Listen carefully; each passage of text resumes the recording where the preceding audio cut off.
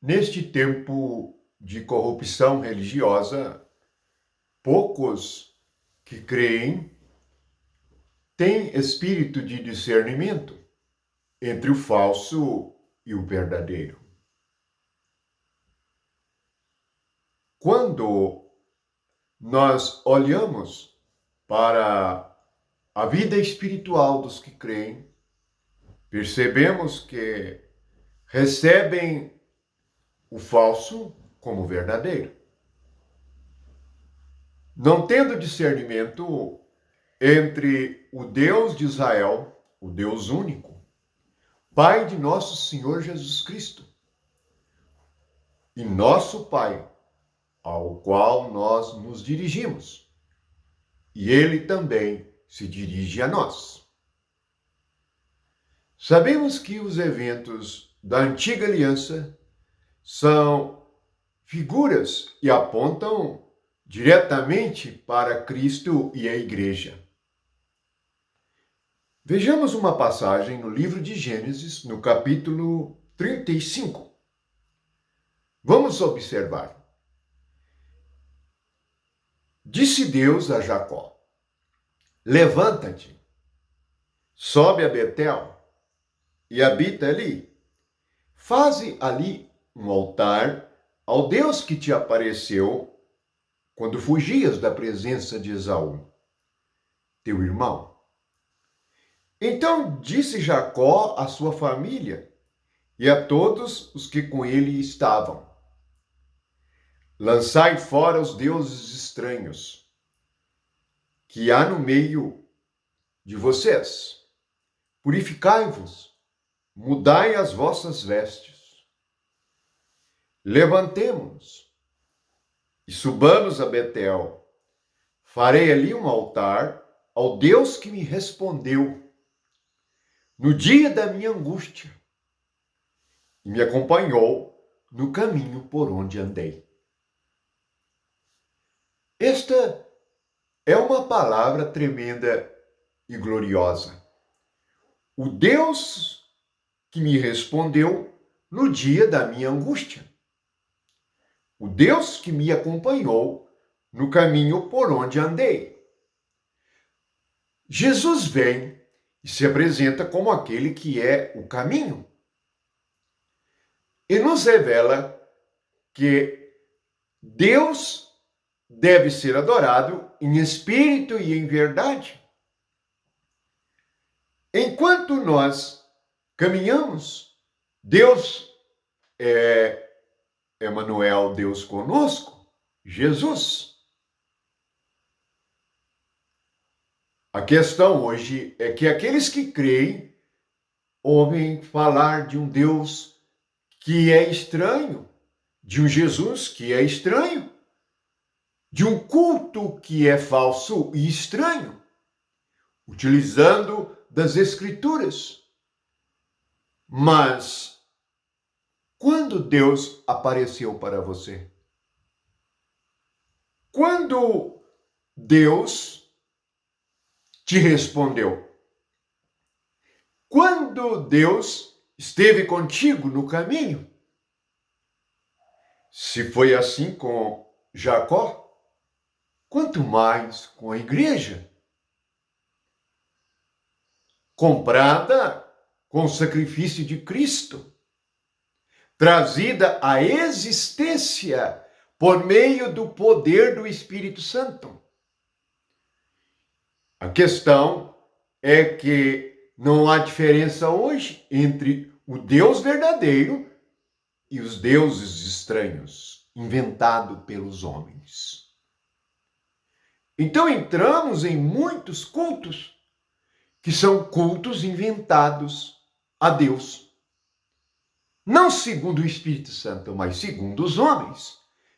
Por isso que temos hoje várias igrejas diferentes. Porque há um Deus diferente em cada uma. Manifestado através da mente maligna dos homens. Observe o que Jacó diz. Lançai fora os deuses estranhos. Logicamente, Se há deuses estranhos, há divisão, há separação, há contenda, há violência no falar e no agir dos crentes uns com os outros, porque não conhecem o único Deus verdadeiro. Não conhecem o Espírito de Cristo, que é o Espírito do amor e da unidade. Veja que ainda no capítulo 35, no versículo 11, Deus fala mais a ele. Eu sou o Deus Todo-Poderoso. Sê fecundo e multiplica-te. Uma nação e multidão de nações sairão de ti. Os reis procederão de ti.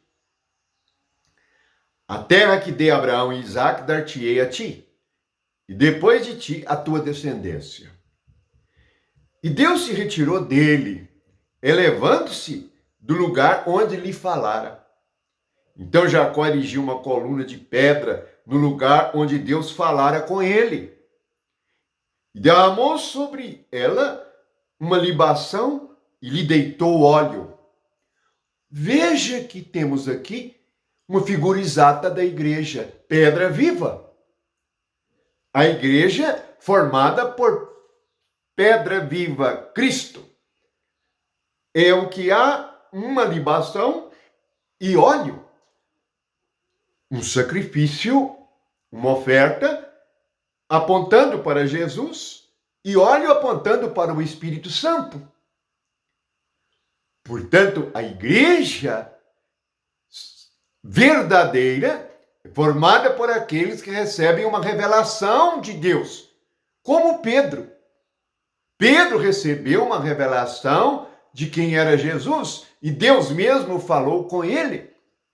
Por isso Jesus disse: bem-aventurado és tu, Pedro, porque não recebeste essa revelação de homens, mas do próprio Pai. Portanto, as pessoas não se importam em saber que o Deus de Jesus é agora o nosso Pai. E somos seus filhos. Você já viu o filho que não fala com o pai? O pai que não fala com o filho? Vejamos que a igreja que o Espírito Santo revelou a Paulo, e que ele escreveu a Timóteo, ele diz assim no capítulo 3, versículo 14: escrevo-te essas coisas, esperando e ver-te em breve, para que, se eu tardar, fique ciente de como se deve proceder na casa de Deus, que é a igreja do Deus vivo, coluna e baluarte da verdade, ou firmeza da verdade.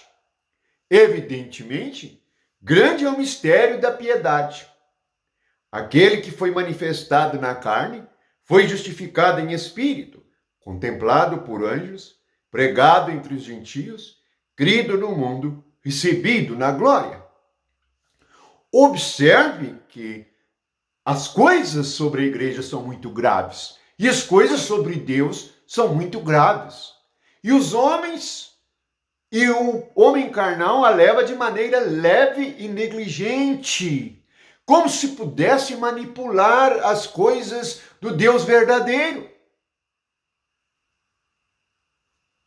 É o homem que deve sujeitar-se a Deus. Ele diz aqui que Timóteo devia ficar ciente de como se deve proceder em relação à casa de Deus, que é a igreja. Lá em Coríntios diz que se alguém destruir o santuário de Deus, Deus vai destruí-lo. Hoje o santuário de Deus está destruído.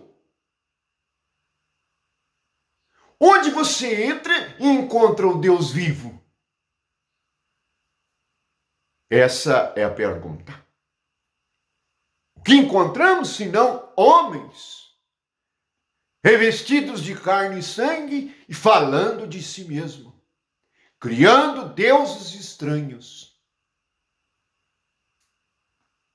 Portanto, levantemos, segundo o Espírito Santo, e aprendamos sobre o Espírito de verdade, de vida eterna, de santidade. Jesus disse em João 17, e a vida eterna é esta, que te conheça a ti, Pai, como o único Deus verdadeiro, e Jesus Cristo, a quem enviaste. Portanto, nós somos chamados a conhecer o Deus verdadeiro. O Deus verdadeiro, ele falou com Jacó, ele ordenou a ele, e ele o obedeceu. E ele andou com ele no caminho. Portanto, em relação à nossa fé, nós devemos voltar às Escrituras, buscar a palavra e buscar o conhecimento do Deus único e verdadeiro por meio da revelação do Espírito Santo. Também, como está escrito na carta aos Coríntios, que o olho não viu, o ouvido não ouviu, não subiu o coração do homem. Deus preparou para aqueles que o amam. E Deus nos revelou por meio do Espírito Santo. Só o Espírito de Deus conhece as coisas de Deus e as revela.